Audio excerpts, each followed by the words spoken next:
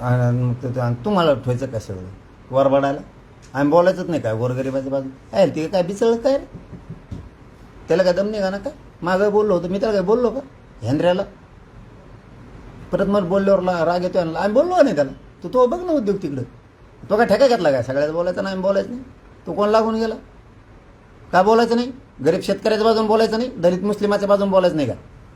गोरगरीब ओबीसीच्या बाजूने बोलायचं नाही मराठ्यांच्या बाजूने बोलायचं नाही का बोलायचं नाही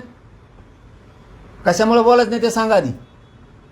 उगाच शानपट्टी मारीत जाऊ नको इथं आमच्या हाला आम्हाला माहिती आहे मेले 4 पोरं आमचे देतो का आता तू माकडं उठते तर बोलत येतं कोणकडे बी याचं विरोधी पक्षनेता असला असतो कसला न्याय मंदिर याला म्हणते का गोरगरिबाचं न्यायाची जागा तेवढी फक्त विरोधी पक्ष मेले 4 पोर आमचे देतो का भरून म्हणा प्रत्येक ह्याच्यात बोलत जाऊ नको तो का ठेका घेतला का एकटेने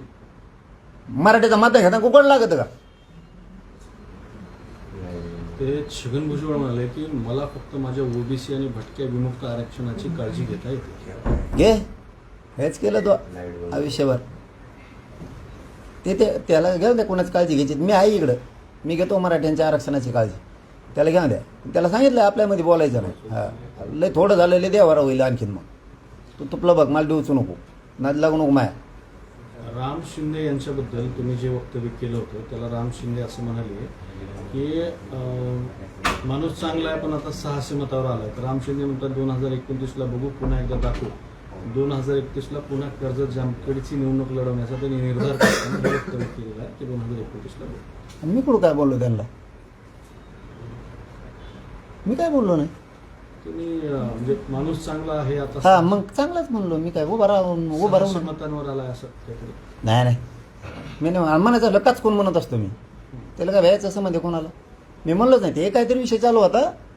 तिथं त्यावेळेस तर मग ते विषय निघाला तर म्हणलं अरे असा विषय चालू होता तर तेव्हा माणूस लय ग्रेट आहे राव जातपीत खड्ड्यात गेली म्हणलं तिकडं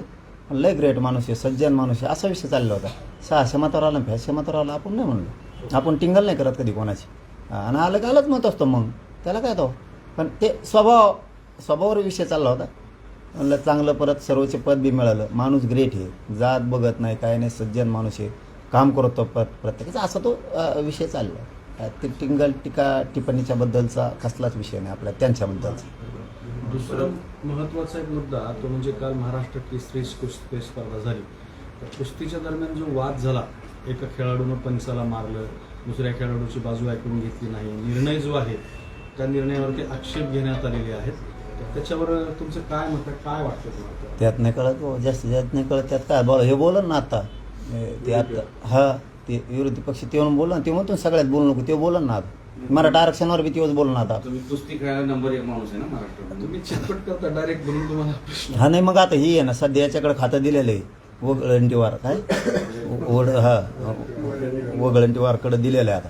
बरं ते आता ते हे आमच्या मराठ्यांच्या आरक्षणाचा विषय मांडतील आणि ते विरोधी पक्षनेते साहेब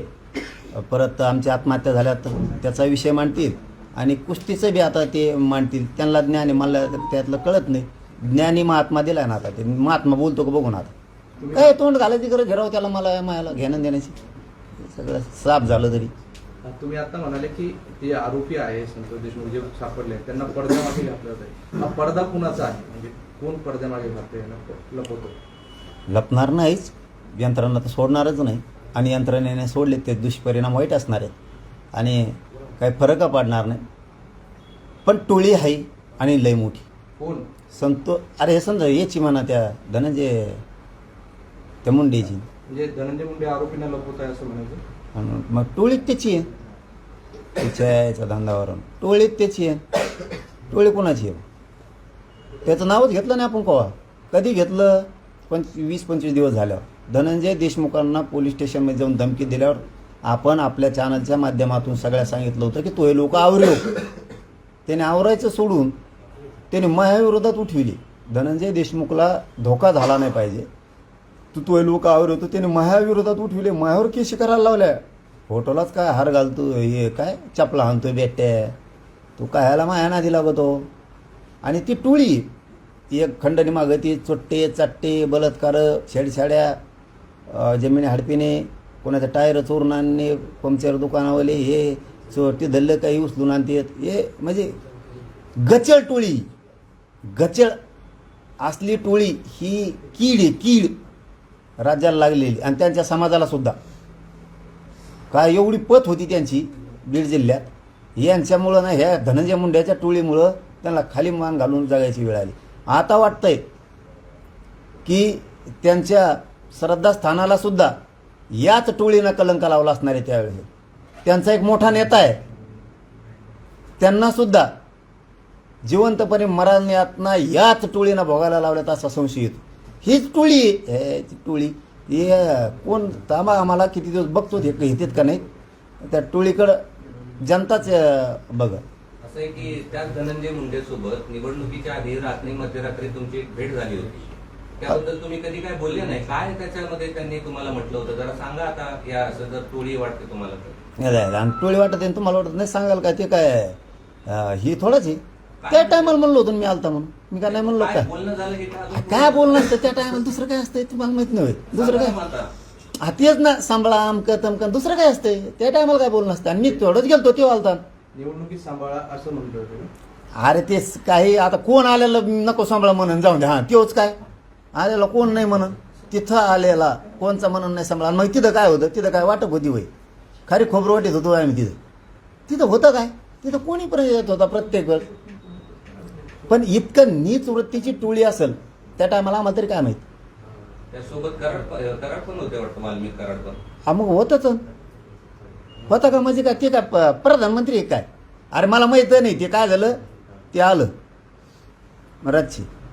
आणि आम्ही म्हणलं काय भेटायचं नाही, पण ते थांबलेले होते बाहेर. पण ते बरं ते थांबलेली वेळ असल्यामुळं मी कसं आहे, मला हृदय आहे, माणुसकी आहे, म्हणलं दादा बरोबर उभा करा, जाऊ दे घ्या भेटू. तर त्यांनी सांगितलं, त्या धनंजय मुंडेंनी सांगितलं ह्यो सरमाडे म्हणून काय ना हा ते ये म्हणून. अरे म्हणलं हे आहे का ते हार्वेस्टरचे पैसे बुडील्याला, माहीत आहे नव्हतं. आणि मग ते लगेच बाहेर गेलं. मी तेवढं म्हणलं की तेवढंच, बाकी काय नाही. काय झालं काय त्यांनी जरा शब्दशः सांगा ना, काय घडलं होतं त्या तिच्या याची हुंबल सांगा तुम्हाला लय ही लागली. आम्ही म्हणतो दुसरं काय तिथं माझ्याजवळ तेवढं एकच. तिथं येणारा प्रत्येक माणूस निवडणुकीच्या काळात आल्यावर काय मागणार, माझ्याकडे देण राहून द्या बाबा, प्रचाराला येऊ नका. प्रचार येऊ नका, टप्पर आहे कोणाच म्हणायची, या महाराष्ट्रातच कोणा टप्पर आहे आपल्याला म्हणायची येऊ नका. आमचं जुळलं नाही त्यांच्याकडं. आपण हे बघा एवढं सांगितलं म्हणल्यावर ते खोटं बोलून का मीडियाला, मी किती खोदून विचारलं तरी येऊ नका म्हणायची टप्परच नाही आपल्याला कोणाचीच. फक्त आमचं समीकरण जुळलं नाही, त्यामुळं 4 तारखेलाच आम्ही डिक्लेअर केलं होतं की राज्यात कुठंच जायचं नाही. आपलं समीकरण जुळून कुठं जातो, दोन्ही मानात आरक्षण देतो, महायुती बिन महाविकास आघाडी, म्हणजे काय बसायचं कोंकड हिंडत.